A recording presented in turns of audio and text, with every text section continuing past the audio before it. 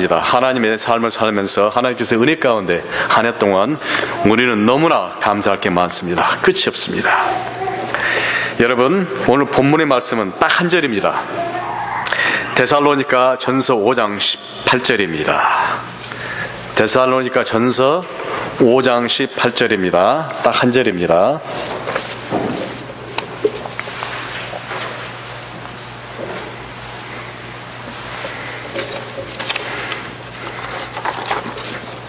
우리가 한 절이기 때문에 한 마음으로 같이 봉독하시겠습니다. 데살로니가 전서 5장 18절.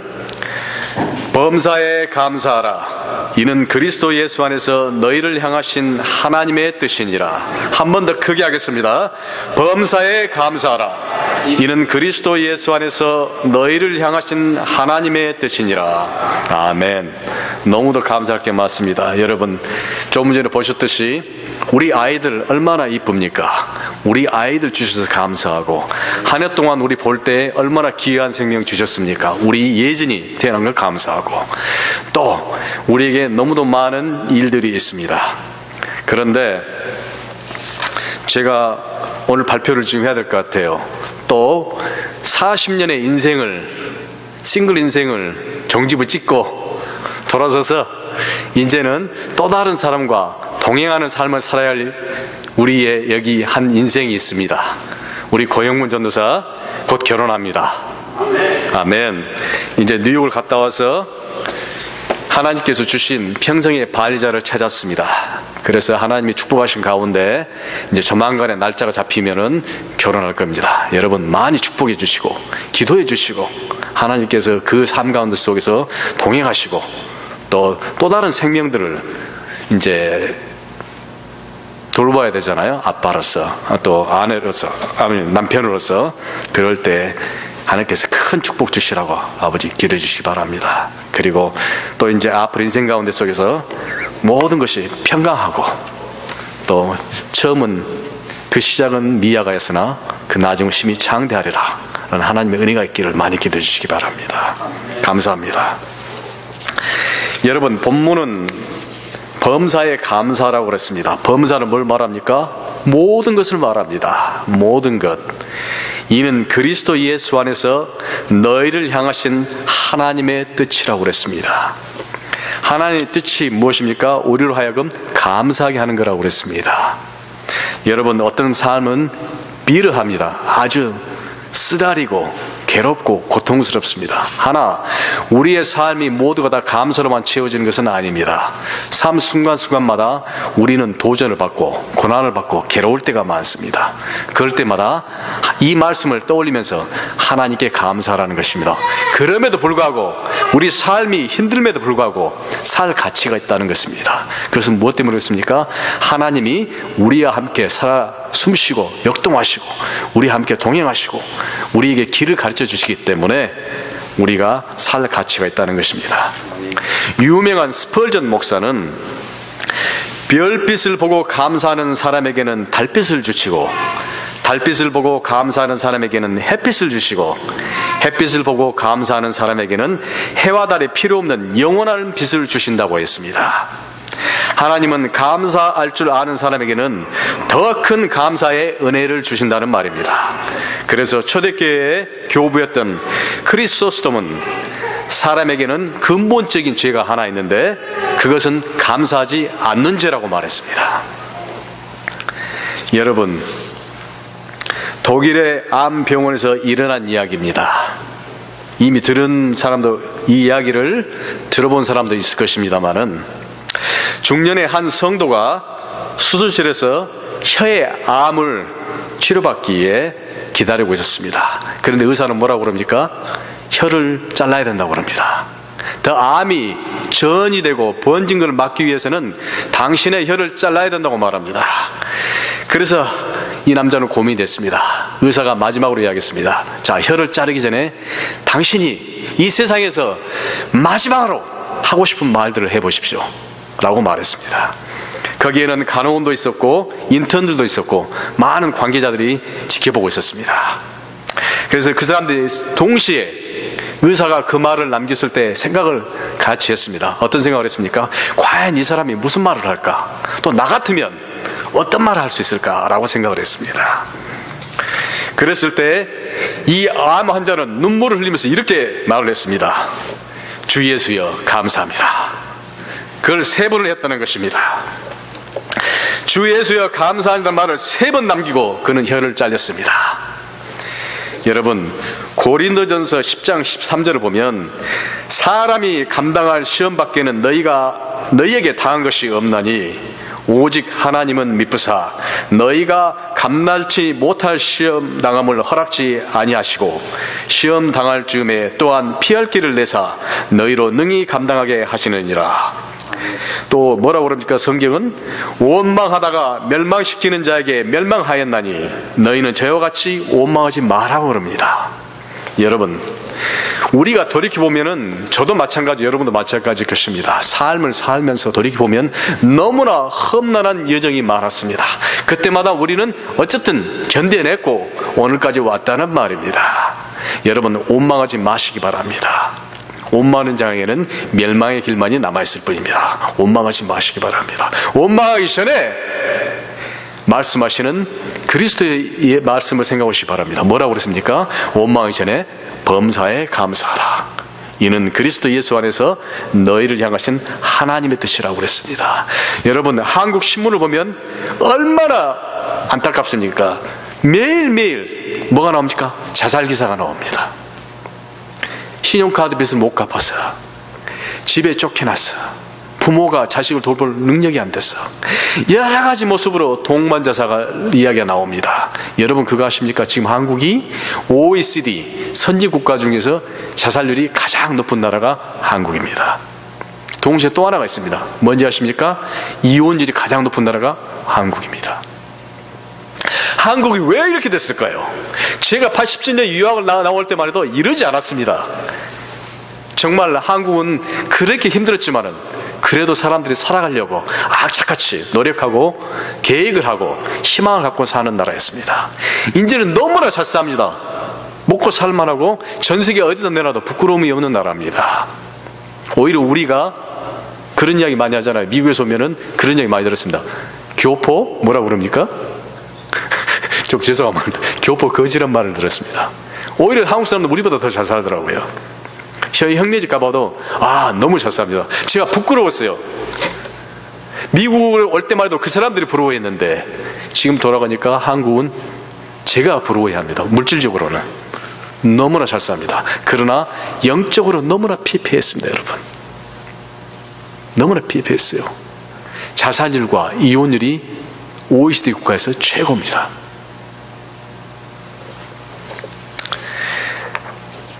어느 부인이 남편이 예수를 믿지 않아서 참 화가 났습니다. 왜냐하면 남편이 매일 고주망 때 술만 마십니다. 매일 술이 만취되어 들어오는 날이면 집안을 아주 난장판으로 만들어 놓습니다. 그래서 그걸 뒤처리하기가 여간 고역이 아니었습니다. 하루는 어느 때처럼 남편이 다 흩어놓고 술이 취해가지고 잠들어 있었습니다. 코를 골골 골고. 그래서 이제 이 부인이 신세 타령을 하기 시작합니다. 이 남편 이걸 어떻게 말어? 하고 이제 고통스럽게 신세 타령을 합니다. 그러면서 기도합니다. 하나님, 저는 언제까지 이 모양으로 살아야 합니까? 하고 탄식하면서 기도를 했습니다. 그런데 그런 탄식을 하다 갑자기 한 주일에 하나님의 설교가 생각이 났습니다.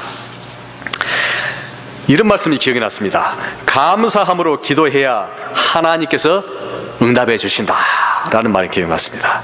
그래서 부인이 이제 마음을 고쳐먹고 믿고 정말 한 대 때리고 싶은 남편이지만 옆에서 술 취가지고 고르릉 드르릉드르릉 코골이 자니까 정말 밉잖아요. 그래서 기도를 했습니다. 하나님, 아무리 생각해도 나는 별로 감사할 일이 없습니다. 그러다가 이 부인이 생각이 들었습니다. 그래도 내가 과부보다는 낫지 않겠느냐, 남편이 있지 않느냐. 지금은 적골이지만은 언젠가는 사람이 될지도 모르고 고주망태가 되어서 술이 엄청 취해서 그래도 집은 항상 찾아오지 않느냐. 그래도 하나님 감사합니다. 참 집착하는 거 보면 신통하니까 하나님 감사합니다고 했습니다. 이런 정정한 생각을 하다 보니까 갑자기 이런 생각이 들었습니다. 감사할 일이 한두 가지가 아니라는 것입니다. 토요일은 특히 술을 많이 마셔서 주일날은 꼼짝 못하고 누워서 집을 보면서 나보고 교회 나라고 하니 얼마나 당연한 일이야 라고 고민했습니다.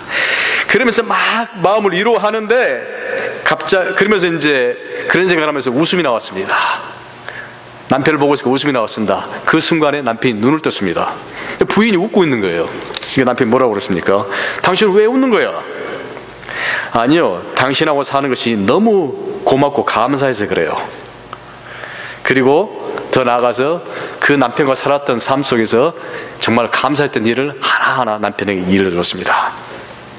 그럴 때 남편이 뭐라고 그랬습니까? 아시는 분, 나도 예수 믿어줄게 라고 말했답니다. 나도 예수 믿어줄게. 그래서 그 부인이 10년을 넘게 기도했어도 응답이 없었는데 하나님께서 그 단 한 번의 감사로 응답을 들으셨다는 말입니다. 여러분, 범사에 감사하시길 바랍니다. 원망하지 마시고 범사에 감사하시기 바랍니다. 감사하는 자에게, 고마워하는 자에게, 하나님의 은혜에 감사하는 자에게 뭐가 나옵니까? 하나님의 응답이 온다는 말입니다. 여러분, 마음속에서 괴로워하거나 낙심하거나 세상의 생각으로 쓴 인생을 맛보고 있으면 절대 하나님은 은혜 주시지 않습니다. 범사에 감사하시기 바랍니다. 여러분, 큰 일을 이루기에 힘을 주십사 하나님께 기도했더니 겸손을 배우라고 연약함을 주셨다고 했습니다. 많은 일을 해낼 수 있는 건강을 구했더니 보다 가치 있는 일을 하라고 병을 주셨습니다. 행복해지고 싶어 부자가 되게 해달라고 간구했더니 지혜로우라고 가난을 주셨습니다. 사람들에게 칭찬받고자 성공을 구했더니 뽐내지 말라고 실패를 주셨습니다. 삶을 누릴 모든 걸 달라고 기도했더니 모든 걸 누릴 수 있는 삶 자체를 선물로 주셨다는 것입니다. 구한 것 하나도 주시지 않았지만 하나님께서는 우리의 소원 모두를 들어주셨습니다. 하나님의 뜻을 따르지 못했지만 마음속에 진작 표현 못한 많은 기도는 우리의 기도를 들어주셨습니다. 그래서 우리는 무엇입니까? 가장 축복받은 사람들이라는 것입니다. 하나님이 주신 최고의 선물은 우리의 삶 자체라는 것입니다. 우리가 하나님께 가장 크게 감사할 것은 하나님께서 우리에게 감사할 수 있는 삶을 주셨다는 것입니다. 정말 우리는 우리 삶과 신앙의 삶 속에서 하나님께 감사하고 있습니까? 여러분, 범사에 감사하시기 바랍니다. 고린도서 2장 6절을 보면 그러므로 너희가 그리스도 예수를 주로 받았으니 그 안에서 행하되 그 안에 뿌리를 박으며 세움을 입어 교훈을 받은 대로 믿음에 굳게 서서 감사함을 넘치게 하라고 말씀하십니다. 시편 100편 3절에 보면 여호와가 우리 하나님이신 줄 너희는 알지어다. 그는 우리를 지으신 자요 우리는 그의 것이니 그의 백성이요 그의 기르시는 양이로다.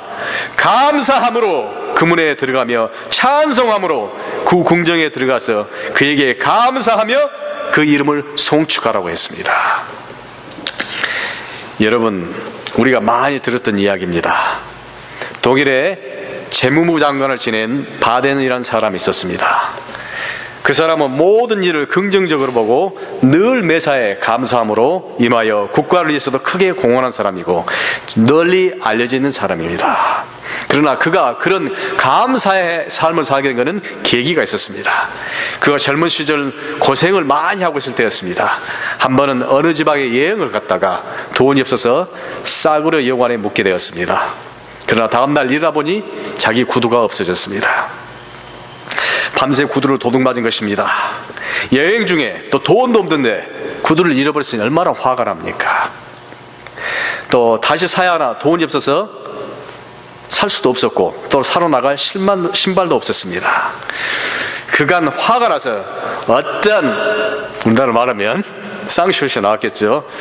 내 신발을 훔쳐갔느냐 욕을 하면서 하나님도 무심하시지 나같이 가난한 사람의 신발을 훔쳐가게 놔뒀냐고 하나님을 원망했습니다. 근데 마침 그날은 주일이었습니다. 아침에 여관 주인이 그 사정을 듣고서 창고에서 헌 신발을 꺼내 빌려주면서 같이 교회에 가자고 권유를 했습니다. 그래서 그는 마지못해 교회에 끌려갔습니다. 남들이 다 찬송하고 기도하는데 그는 전혀 그러고 싶은 마음이 없었습니다. 신발을 잃어버린 것 때문에 분노에 차 있었습니다. 화가 났습니다. 그러나 바로 옆에 앉아있는 사람을 보니 찬송을 하는데 눈물을 흘리고 감사하고 또 기도를 할 때에도 눈물을 흘리면서 감사의 기도를 하는 것을 보았지만 자기는 그를 할 마음이 없었습니다. 그런데 옆에 있는 사람은 눈물을 흘리면서 감사를 하는 것이었습니다. 너무도 절실하게 이 사람이 기도하면서 감사하니까 순간적으로 이 사람이 이 사람이 왜 이렇게 기도할까 하고 봤습니다. 그래서 그 사람의 모습을 봤을 때 그 사람은 뭘 보였습니까? 그 사람은 두 다리가 없었습니다. 그런데 그 사람은 행복한 얼굴을 하고서 하나님 앞에 찬송을 하며 감사 눈물을 흘리고 기도하는 것을 보면서 바데는 큰 충격을 받았습니다. 그리고 자기 자신을 돌아보았습니다. 저 사람은 신발을 잃어버린 정도가 아니라 두 다리를 전부 잃어버렸으니 신발이 있어도 신을 수가 없겠구나. 그에 비하면 나는 신발만 잃어버렸으니 신발에 또 사서 신으면 될 것을 괜스레 남을 저주하고 하나님까지 원망하였다고 후회했습니다. 그 후로 그의 삶은 달라졌습니다. 자기의 없는 것보다 있는 것이 더 많다는 사실을 알게 되어 그로부터는 원망하지 않고 매사에 긍정적이고 적극적으로 살아가는 사람이 되어서 모든 장래가 잘 풀린 것입니다. 그래서 그 사람이 어떻게 됐습니까? 후에는 유명한 독일의 재무장관까지 됐다는 말입니다. 범사에 감사하라. 이는 그리스도 예수 안에서 너희를 향하신 하나님의 뜻이라고 그랬습니다. 여러분, 범사에 감사하시기 바랍니다. 혹시 미국 역사 속에서 오클라호마 러시라는 거 아시는 분 계세요? 오클라호마 러시. 1889년 4월 22일에 오클라호마에서는 이런 일이 있었습니다.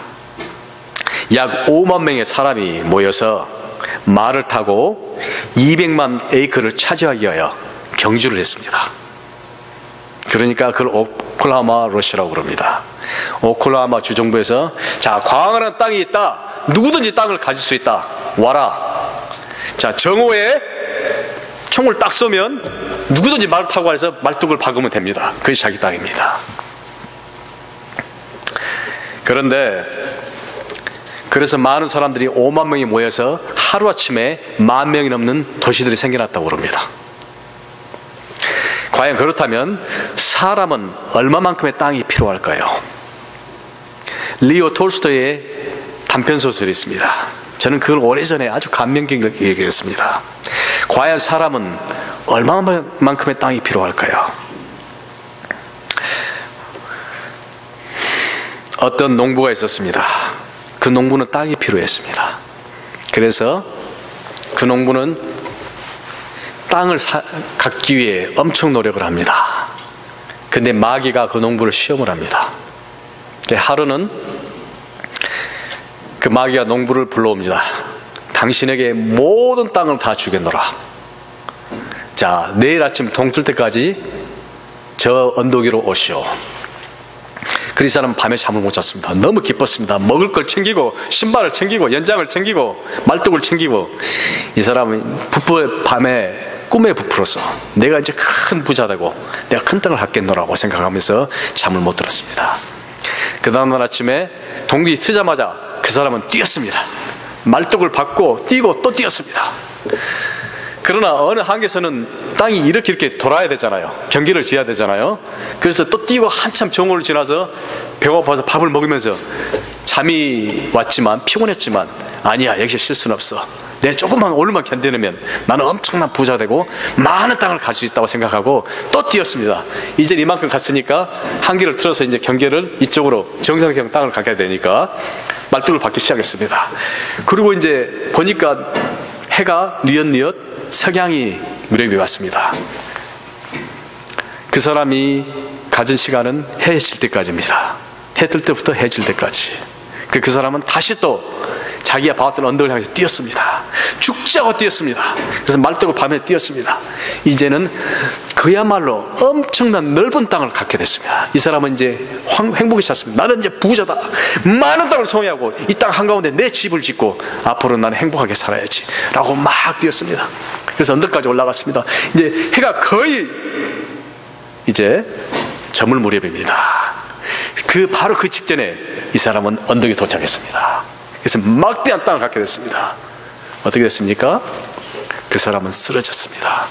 피고와 힘들어서 쓰러져 죽었습니다. 죽었을 때 그 사람이 차지할 수 있는 땅은 얼마입니까? 가로 세로 2m. 그 사람이 묻힐 땅밖에 없었습니다. 여러분, 때때로 우리는 감당하지 못할 짐을 지려고 합니다. 그것은 어디서 옵니까?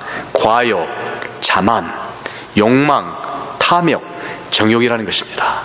이런 것들은 우리가 감당하지 못할 짐을 지게 합니다. 그리고 우리를 파멸의 늪에 빠뜨립니다.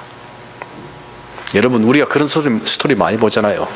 젊고 이쁜 여자가 나이 든 사람을 결혼해서 2, 3년을 이혼해버리고, 그런 사람들이 또 그 인생을 쉽게 잘 삽니까? 못 삽니다. 결국은 자살하고 죽거나. 그건 단 예입니다만 많은 그런 사람을 보지 않습니까? 여러분, 수단과 방법으로 우리 자신이 우리의 과분한 짐을 질 것 같지만 절대로 우리는 그 짐을 질 수가 없습니다. 왜? 우리는 늙습니다. 때가 되면 나이가 먹어 들어가고 몸은 약해집니다. 우리가 감당하지 못할 짐을 져서는 안 된다는 것입니다. 우리는 예수님의 쉽고 가벼운 짐을 지어야 한다는 말입니다. 세상에 무겁고 우리를 짓누르고 우리를 쓰러뜨리는 마귀의 짐을 지는 것이 아니라 예수님의 쉽고 가벼운 짐을 지시기 바랍니다. 그러면 그 삶이 행복하고 기도가 넘칩니다. 여러분, 제가 세상의 모든 짐을 다 놓고 나니까 매일매일 행복합니다. 마음에 짐이 없어요. 저 이런 사람 아니었습니다. 본래는 정말 욕심은 없었지만 야망에 차서 앞만 보고 가는, 정말 열심히 내 계획과 삶 속에서 살아가는 사람이었습니다. 그래서 지금은 너무나 행복합니다. 여러분 세상의 짐을 내려놓으시고 예수 그리스도의 십자가 보혈의 짐을 지시기 바랍니다. 그 짐은 너무나 쉽고 가볍습니다. 여러분, 마태복음 6장 24절부터 보니까 뭐라고 그럽니까? 한 사람이 두 주인을 섬기지 못할 것이니 혹이 이를 미워하며 저를 사랑하거나 혹이 이를 중히 여기며 저를 경히 여김이라. 너희가 하나님과 재물을 겸하여 섬기지 못하느니라. 그러므로 내가 너희에게 이르노니 목숨을 위하여 무엇을 먹을까 무엇을 마실까 몸을 위하여 무엇을 입을까 염려하지 말라. 목숨이 음식보다 중하지 아니하며 몸이 의복보다 중하지 아니하냐. 공중의 새를 보라. 심지도 않고 거두지도 않고 창고에 모아들지도 아니하되 너희 천부께서 기르시나니 너희는 이것들보다 더 귀하지 아니하냐. 너희 중에 누가 염려함으로 그 키를 한 자나 더할 수 있느냐. 또 너희가 어찌 의복을 위하여 염려하느냐. 들의 백합화가 어떻게 자라는가 생각하여 보아라. 수고도 아니하고 길쌈도 아니하느니라. 그러나 내가 너희에게 말하노니 솔로몬의 모든 영광으로도 입은 것이 이 꽃 하나만 갖지 못하였느니라. 오늘 있다가 내일 아궁이에 던져지는 들풀도 하나님이 이렇게 입히시거든. 하물며 너희일까 보냐. 믿음이 적은 자들아, 그러므로 염려하여 이르기를 무엇을 먹을까 무엇을 마실까 무엇을 입을까 하지 말라. 이는 다 이방인들이 구하는 것이라. 너희 천부께서 이 모든 것이 너희에게 있어야 할 줄을 아시느니라. 너희는 먼저 그의 나라와 그의 의를 구하라. 그러면 이 모든 것을 너희에게 더하신다고 했습니다.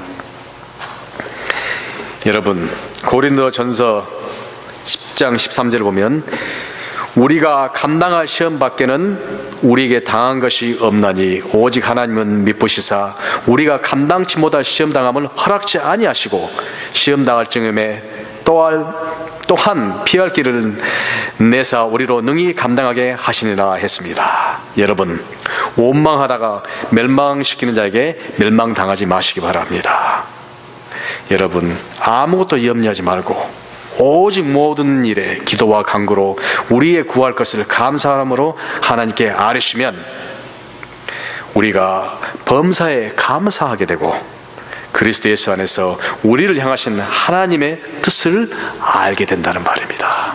아멘.